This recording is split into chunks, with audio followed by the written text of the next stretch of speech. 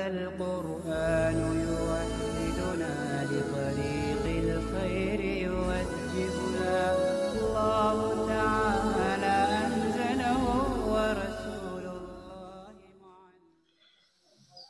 بسم الله الرحمن الرحيم. أما التصديق فهو على قول الحكماء عبارة عن الحكم المقارن للتصورات. رہا تصدیق تو حکماء کے قول کے موافق تصدیق نام ہے ایسے حکم کا جو تصورات سے متصل ہو.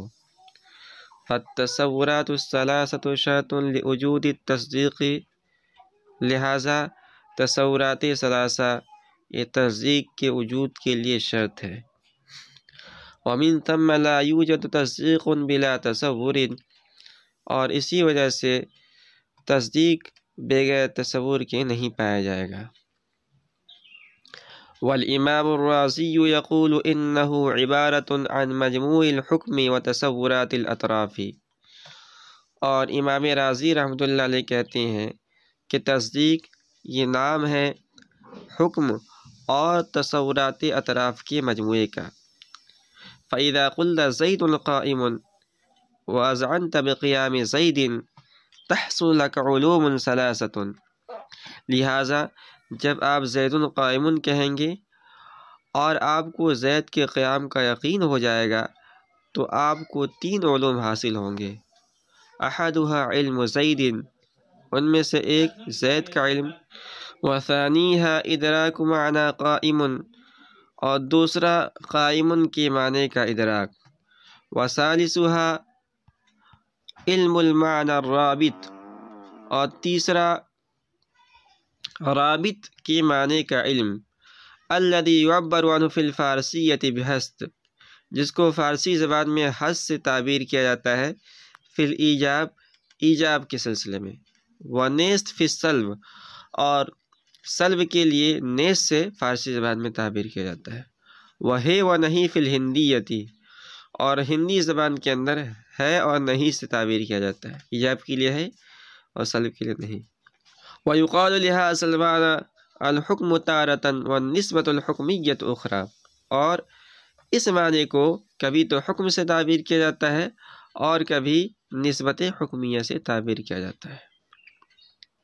فَإِذَا أَتْقَنْتَ مَا عَلَّمْنَاكَ، لہذا جب آپ اس بات کو جو ہم نے بتلائی ہے اچھی طرح سمجھ چکے ہیں، فَعْلَمْ، تو آپ جان لیجئے، الحکماء یزعمون ان التصدیق لیس الا ادراک المعنی الرابطی، کہ حکماء کا خیال یہ ہے کہ تصدیق یہ نہیں ہے مگر معنی رابطی کا ادراک کا نام.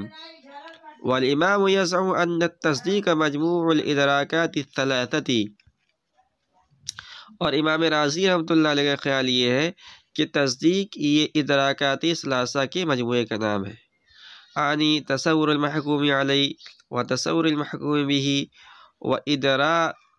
وادراک النسبۃ الحکمیۃ المسمى بالحکم، یعنی محکوم علیہ کا تصور وتصور المحکوم به اور محکوم به کا تصور، وادراک النسبۃ الحکمیۃ اور نسبت حکمیہ کا ادراک، المسمى بالحکم جس کو حکم سے تعبیر کیا جاتا ہے. اس پوری عبارت کے اندر مصنف رحمۃ اللہ علیہ نے دو باتیں بیان فرمائی ہیں. سب سے پہلے تو انہوں نے تصدیق کی تعریف کی ہے، اور ساتھ ہی ساتھ تصدیق کی تعریف کرنے کے ساتھ ساتھ تصدیق کی ماہیت اور حقیقت کے سلسلے میں جو مناطق کا اختلاف ہے اس کو بھی بیان کیا ہے. تو قبل اس سے کہ ہم اس عبارت کو سمجھیں، سب سے پہلے اختلاف کی نوعیت کو سمجھنے کے لیے ہم اس کو مثال سے سمجھنے کی کوشش کرتے ہیں کہ یہ اختلاف کس قسم کا اختلاف ہے. تو سب سے پہلے دو چیزیں آپ سمجھ لیجیے. ایک چیز ہوتی ہے شرط، جیسے وضو کرنے کے یعنی نماز پڑھنے کے لیے وضو شرط ہے. تو اگر آدمی بغیر وضو کی نماز پڑھے 50 رکعت نماز پڑھ لے، 100 رکعت 3 رات پڑھتا رہے، اسے کوئی ثواب نہیں ملے گا، اس لیے کہ نماز کے لیے وضو شرط ہے، اور شرط شے سے خارج ہوتی ہے۔ یعنی اگر کوئی پوچھے کہ بھائی نماز کس کا نام ہے، تو کہا جائے کہ نماز ارکان مخصوصہ کا نام ہے، جس میں رکوع ہے، سجدہ ہے، قیام ہے، قعود ہے، لیکن کوئی یہ نہیں کہے گا کہ جو اس میں وضو بھی ہے، اس لیے کہ شرط شے سے خارج ہوتی ہے۔ اور دوسری چیز ہوتی ہے شطر۔ شطر عربی زبان کا حصہ ہے، اس کے معنی آتے ہیں حصہ۔ تو شطر کے معنی آتے ہیں حصہ، جیسے اسی مثال کے اندر رکوع، سجدہ، یہ نماز کے لیے شطر ہے، اور شطر شے کے اندر داخل ہوتی ہے، جیسے رکوع، سجدہ وغیرہ نماز کے اندر داخل ہے۔ تو اب اختلاف یہ ہے کہ دیکھیے تصدیق یہ تو نام ہے، آگے بتائیں گے کہ تصدیق نام ہے، تصورات ثلاثہ اور حکم تین سب کا نام ہے، تصورات ثلاثہ اور حکم۔ لیکن اس کی یعنی تصدیق اس کو تو کہیں گے، تصورات ثلاثہ اور حکم کو تصدیق تو کہتے ہیں، لیکن اس کی اصل حقیقت کیا ہے؟ صرف حکم کا نام ہے یا تصورات ثلاثہ بعد حکم کے مجموعے کا نام ہے؟ اس کو اور آسان مثال سمجھنے کی کوشش کرتے ہیں۔ جیسے ہم چائے بناتے ہیں، پینے والی چائے، تو چائے کے اندر ہم سب سے پہلے دودھ ڈالتے ہیں یا پانی ڈالتے ہیں، شکر ڈالتے ہیں، اور پھر چائے پتی ڈال کر چائے بناتے ہیں۔ تو اب جو چائے ہے یہ صرف چائے پتی کا نام ہے یا چائے پتی، شکر، پانی، دودھ کے مجموعے کا نام ہے؟ تو اس میں اختلاف ہو گیا۔ حکماء کہتے ہیں کہ تصدیق صرف حکم کا نام ہے، اور تصورات ثلاثہ اس کے لیے شرط ہے، اور شرط شے سے خارج ہوتی ہے۔ لہذا وہ کہتے ہیں کہ اگر کوئی پوچھے کہ بھائی تصدیق کی حقیقت کیا ہے، تو ہم کہیں گے تصدیق کی حقیقت حکم ہے، اور تصورات ثلاثہ اس کے لیے شرط ہے، اور شرط شے سے خارج ہوتی ہے۔ لہذا تصدیق کی حقیقت میں ہم جو ہے تصورات ثلاثہ کو شامل نہیں کریں گے۔ اور امام رازی رحمۃ اللہ علیہ کہتے ہیں کہ نہیں، تصدیق کی حقیقت تصورات ثلاثہ اور حکم ان سب کے مجموعے کا نام ہے، اس سارے کا سارا مجموعہ تصدیق کی حقیقت کے اندر داخل ہے۔ چنانچہ اسی مثال کے اندر، چائے والی مثال کے اندر، امام رازی رحمۃ اللہ علیہ کہیں گے کہ چائے یہ نام ہے چائے پتی، دودھ، شکر کے مجموعے کا، اور حکمہ کہیں گے نہیں، چائے نام ہے صرف چائے پتی کا، اور شکر اور دودھ، پانی وغیرہ اس کے لیے شرط ہے۔ تو یہ اختلاف کی نوعیت ہو گئی۔ اب ہم آتے ہیں اختلاف کی طرف، یعنی اس عبارت کی طرف، اس عبارت کو سمجھنے کی کوشش کرتے ہیں۔ تو عبارت میں تصدیق کی تعریف کی گئی ہے، اور تصدیق کی تعریف کا خلاصہ یہ ہے کہ تصدیق یہ ایسے علم کا نام ہے جس میں کسی قسم کا حکم لگایا گیا ہو۔ مثال کے طور پر ہم نے کہا زید قائم، اور جب ہم نے زید قائم کہا تو ہمیں زید کے کھڑے ہونے کا یقین بھی تھا،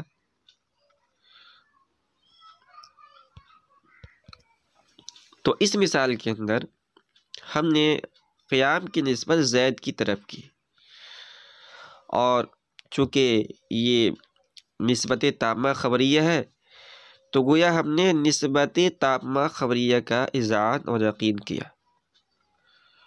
اور پہلی بات آ چکی ہے کہ حکم یہ نام ہے نسبت خبریہ کے یقین کا، نسبت خبریہ کے اذعان کا۔ تو جب ہم نے زید قائم کہا تو یہاں حکم پایا گیا، حکم پایا گیا۔ اب ہمیں 3 چیزوں کا علم ہوا۔ پہلی چیز تو ہے کہ زید کا علم جو محکوم علیہ ہے، جس پر حکم لگایا گیا ہے۔ دوسرا معنی قائم کا علم جو کہ محکوم بھی ہے،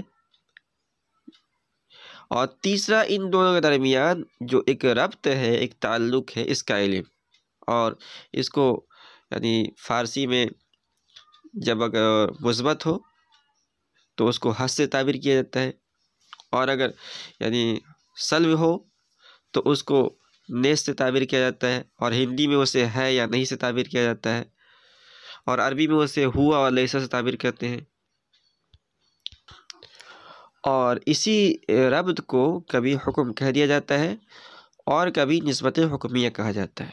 اب آپ آگے پڑھیں گے کہ حکم کب کہا جاتا ہے اور نسبت حکمیہ کب کہا جاتا ہے۔ حکم اس صورت میں کہا جاتا ہے جب اذعان اور یقین ہو، اور نسبت حکمیہ اس وقت کہا جاتا ہے جب اذعان و یقین نہ ہو بلکہ شک ہو، وہم ہو، تو اس وقت اس کو نسبت حکمیہ سے تعبیر کیا جاتا ہے۔ اب خلاصہ یہ ہے کہ جب ہم نے زید قائم کہا اور زید کے کھڑے ہونے کا ہمیں ایک اذعان اور یقین بھی کر لیا، تو ہمیں تین چیزیں حاصل ہوئی۔ پہلا تو ہوا محکوم علیہ کا تصور، دوسرا ہے محکوم بھی کا تصور، اور تیسرا ہے نسبت حکمیہ کا تصور۔ تو ان تین چیزیں ہو گئی، اور انہی تین چیزوں کو یہاں متن کے اندر تصورات ثلاثہ سے تعبیر کیا گیا ہے۔ اس کے ساتھ ساتھ ہمیں ایک چوتھی چیز بھی حاصل ہوئی، یعنی نسبت خبریہ کے اذعان یا نسبت خبریہ کا یقین، جسے حکم سے یہاں تعبیر کیا گیا ہے۔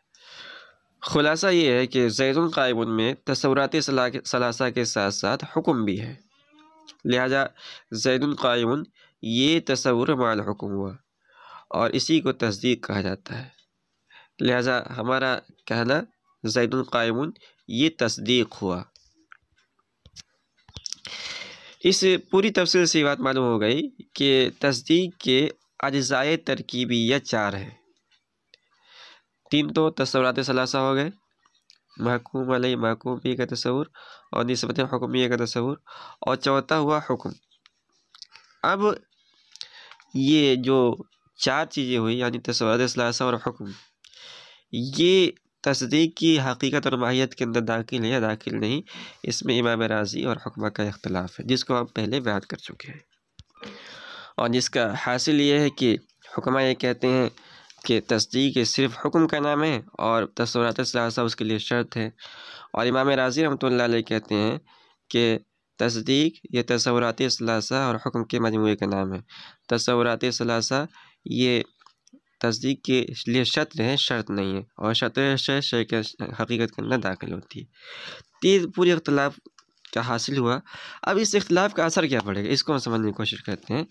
تو اختلاف کا اثر یہ پڑے گا کہ جب منطق کی بڑی کتابیں پڑھیں گے تو وہاں ایک بات یہ آئے گی کہ تصدیق یہ مرکب یا وسیط ہے، تو حکمہ کے مذہب کے مطابق تصدیق وسیط ہے، اور امام رازی رحمۃ اللہ علیہ کے نزدیک تصور یعنی تصدیق مرکب ہے۔ اس اختلاف کا دوسرا اثر پڑے گا کہ حکمہ کے مذہب کے مطابق محکوم علیہ اور محکوم بھی کا تصور، اسی طرح نسبت حکمیہ کا تصور تصدیق کے لیے شرط ہے اور تصدیق سے خارج ہے، مگر امام رازی رحمۃ اللہ علیہ کے مذہب کے مطابق تصدیق یہ سب تصدیق کے لیے شرط ہے اور جز ہیں اور تصدیق میں داخل ہے۔